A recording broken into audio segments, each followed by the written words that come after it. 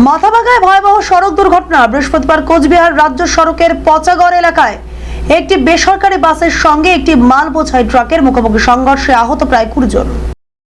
জানা গিয়েছে, এদিন একটি বেসরকারি বাস কোচবিহারের দিকে যাচ্ছিল। সে সময় উল্টো দিক থেকে একটি গম বোঝাই ট্রাক মাথাভাঙার দিকে আসছিল, কিন্তু বৃষ্টিতে নিয়ন্ত্রণ হারিয়ে বাস ও ট্রাকের মুখোমুখি সংঘর্ষ হয়। এই সংঘর্ষে 20 জন আহত হয়েছেন। এদের মধ্যে 5 জনের অবস্থা আশঙ্কাজনক। তাদেরকে মাথাভাঙা হাসপাতালে ভর্তি করা হয়। এই বিষয়ে স্থানীয় এক বাসিন্দা শঙ্কর প্রামাণিক জানান, এদিন একটি বাস কোচবিহারের দিকে যাচ্ছিল, উল্টো দিক থেকে ট্রাক আসছিল মাথাভাঙার দিকে। সেই সময় বৃষ্টি পড়তে থাকায় নিয়ন্ত্রণ হারিয়ে বাস ও ট্রাকের মুখোমুখি সংঘর্ষ হয়।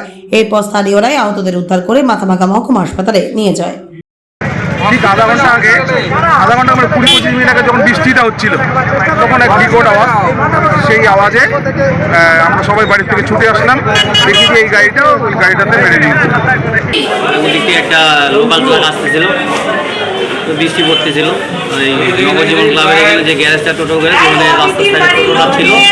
টোটোটা না থাকলে এই কেসটা হইতো না। একটা বাস আর একটা ট্রাক মুখোমুখি সংঘর্ষ হলো, দুজন আহত হলো। আমার যদি নামটা দেখা লেগেছে এটা তোমার পচাগড় মোড়ের একটু আগে ক্লাবটা যে আছে না, ক্লাবটা কোথায় যাচ্ছিলেন আপনি?